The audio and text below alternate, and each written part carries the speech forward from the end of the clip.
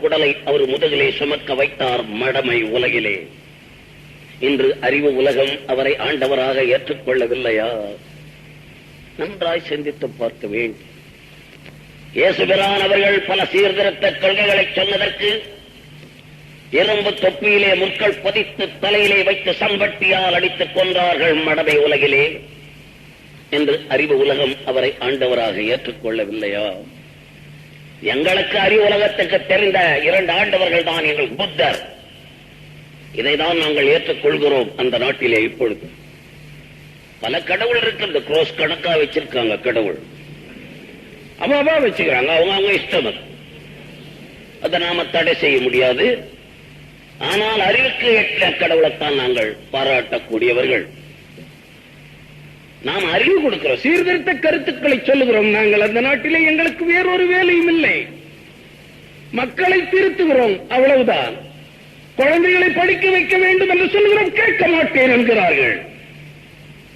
இங்கே பார்க்கிறேன் 6:30 மணிக்கு குழந்தைகள் ஸ்கூலுக்கு போகுது. இந்த காட்சி எந்த நாட்டிலே பார்க்க முடியும்? இப்படி தமிழன் படித்த காலத்தை சேரன் சோழன் பாண்டியன் காலத்திலே கூட படித்ததில்லை. தமிழர்கள் குழந்தைகள் படிக்கிறார்கள். தாயும் படித்தவர்கள், தந்தையும் படித்தவர்கள். பள்ளியிலே இருந்து வந்ததும் என்ன படித்திருக்கிறாய், என்ன மார்க்குன்னு கேட்கிறான். அதனால எல்லாம் படித்தவர்களாக இருக்கிறீர்கள் தமிழர்கள். அந்த நாட்டிலே படிப்பில்லை. மக்கள் படிப்பு கொடுத்திருக்கிறார்கள், படிக்க போக மாட்டார். இங்க 6:30 மணிக்கு எழுந்திருச்சது குழந்தைங்க, அங்க 10:30 மணிக்கு எழுந்திருக்க. ஆடு மாடுகள் அவுத்து விட்ட மாதிரி விடுவானுங்க. நேரம் அங்க கஞ்சி ஊத்துற இடத்துல போய் சுத்தி உக்காந்து டான்ஸ் பண்ணும். அவ்வளவுதான். ஒன்னு கையை விட்டு சாப்பிடும், ஒன்னு காலை விட்டு சாப்பிடும். சாப்பிட்டுட்டு நேரம் எங்கேயா போயிடும், சினிமாவுக்கு போயிடும். சின்ன வயசுல சினிமா தான் ஒரு படம் போச்சு அந்த நாடு. தாய் தகப்பன் கண்டிக்கிறது இல்ல. குழந்தைய கேட்பான், எங்க நான் போயிட்டு வந்தேன் இன்னைக்குன்னு. கொஞ்சம் குழந்தைய பிடிச்சின்னு இந்த கோத்தி பில்லா மாதிரி ஒரு குழந்தைய பிடிச்சுக்கிட்டு கொஞ்சம் எங்க நான் போனேன், நான் இன்னைக்கு பள்ளிக்கூடம் போல நைனா, சினிமாவுக்கு போனேன் நைனா. குழந்தை பார்க்கக்கூடிய சினிமாவா தமிழகத்திலே எடுக்கிறார்கள். பெரியவனை பார்த்து கெட்டு போய் கிடக்கிறான். மனுஷன் உள்ள போய் பார்க்க முடியாது. அவ்வளவு ஆபாசமான பாடல்கள். ஒவ்வொரு வார்த்தைக்கும் 3 அர்த்தங்கள். தவறான பாதையிலே உள்ள அர்த்தங்கள். பார்க்கலாமா சினிமாவே? அடிக்கணும் தகப்பன். அந்த நிலை அந்த நாட்டிலே வரவில்லை. நல்லா இருக்காடான்னு கேட்பான். என்ன படட்டா பார்த்தேன் நான் வாங்கினேன். ஜெமினி கணேசனை சாவித்திரி, இவன் சிவாஜி கணேசனை சாவித்திரியை போட்டு டப்பாங்க குத்துறாங்க. அதை பார்த்தேன் நான். அவங்க ஆய்வு செஞ்சதெல்லாம் இவன் அறிவு கேட்டது. டப்பாங்குத்துனதுல அவ்வளவு டேஸ்ட். அங்க அரையணும் டப்பாங்குத்துறத. பார்க்கலாமா பார்க்கலாமா? அவங்கிட்டே அப்பன் கேட்பான், நல்லா இருக்காடா நான். அவன் நல்லா இருக்கணும். அப்ப நீ வீட்டுல தூங்கு, நானும் ஓத்தாலும் 2வது ஷோவுக்கு போறோம். இவன் போவான். எப்படியே குழந்தைகள் படிப்பதில்லை அந்த நாட்டிலே. இதையெல்லாம் நாங்கள் சீர்திருத்தம் செய்கிறோமே தவிர பலருக்கு பல சந்தேகங்கள். இங்க நான் வரக்கூடாது என்று சொன்னதற்கு காரணம் ஒரு பெட்டிஷன், ஒரு பார்லிமெண்ட். மலையா நண்பர் 3 மணிக்கு ஒரு கூட்டம் நடந்துச்சு. Parliamentary number. அவர் மலேசியா. அவர் தலைமையில தான் பேசினேன். அவர் சொன்னார், பெட்டிஷன்ல இவர் ரொம்ப கெட்டவர்னு வந்திருக்கு. நான் கூட நினைச்சேன் எப்படி தலைமை வைக்கிறதுன்னு. கெட்டவரா இருந்தா இவ்வளவு கூட்டம் வருமா அப்படின்னு பேசினார்.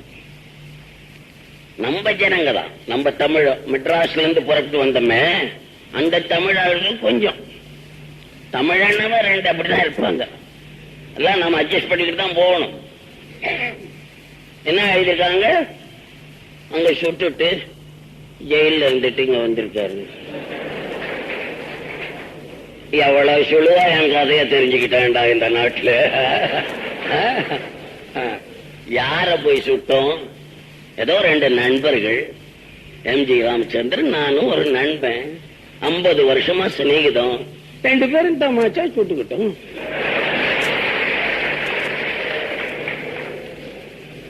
டப்பாசி சுட்டுக்கல, அதேதான். என்ன சுட்டுக்கிட்டா என்ன இப்போ? நாங்க 2 பேரும் அங்க வாழறோம், நாங்க சுட்டுக்கிறோம். தமாஷ் கதை இவனுக்கு தெரியாம எங்க இருக்கிறவன், இவன் சும்மா 2 ரூபாய் டிக்கெட் கொடுத்துட்டு வேடிக்கை பாக்குற பைய, இவனுக்கு என்னமோ அவனை தெரிஞ்ச மாதிரி பேசுறான்.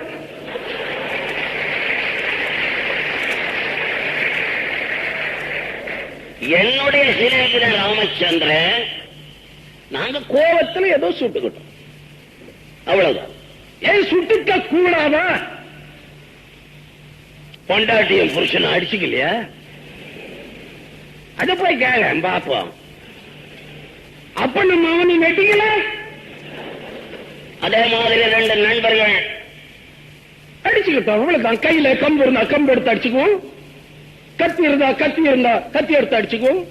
ரிவால்வர் இருந்துச்சு அந்த நேரத்துல, எடுத்து அடிச்சு விட்டான். அடிச்சு விட்டு தப்புன்னு நிறுத்திட்டோம். நாங்க என்ன ஒருத்தரை கொண்டு சுட்டுக்கிட்டோம். கன்ல ரிவால்வர்ல 8 தோட்டா இருக்கு, 8 தோட்டா இருக்கு. அப்படி புராதமா இருந்தா 8 தோட்டாவும் பயன்படுத்தி இருப்போம். ஒரு தோட்டா தான் ஆச்சு. இல்ல வெடிக்கலையான்னு பார்த்தோம், அது வெடிச்சிருச்சு. அதுக்கு நம்ம என்ன? இதையெல்லாம் ரொம்ப பேர் புரியாம தவறாய் பேசுகிறார்கள். எங்களுக்கு நாங்க இப்ப பெரியார் இருந்த உடனே நாங்க 2 பேரும் தான் கிட்ட இருந்து பேசிக்கிட்டு இருந்தோம். தவிர எம்ஜி ராமச்சந்திரன் என்னிடத்துல நல்ல மரியாதை உண்டு. ஆனந்த விகடன்ல எழுதியிருக்கார், நான் ஏன் பிறந்தேன் என்றதுல நடிகவியல் ராதா அண்ணன் அவர்கள்தான் இந்த கலை உலகுக்கு எனக்கு வழிகாட்டி. படிச்சு பார்க்கணும் இதெல்லாம். இவங்க படிக்கிறதில்ல, அத படிச்சுட்டு இன்னொருத்தன் வேற மாதிரி எழுதுவான், அத படிச்சுட்டு எதையாவது சொல்றது. நேரா பார்த்தாதான் சொல்லணும். சிவாஜி கணேசன் அவன் கம்பெனில இருந்தவன் ஆக்டரா, எல்லாருமே கம்பெனில இருந்தவங்க ஓரளவுக்கு அந்த நாட்டிலே. அவ்வளவுதானே தவிர ஆக்டர்களை பற்றி உங்களுக்கு பிரச்சனை இருக்க கூடாது.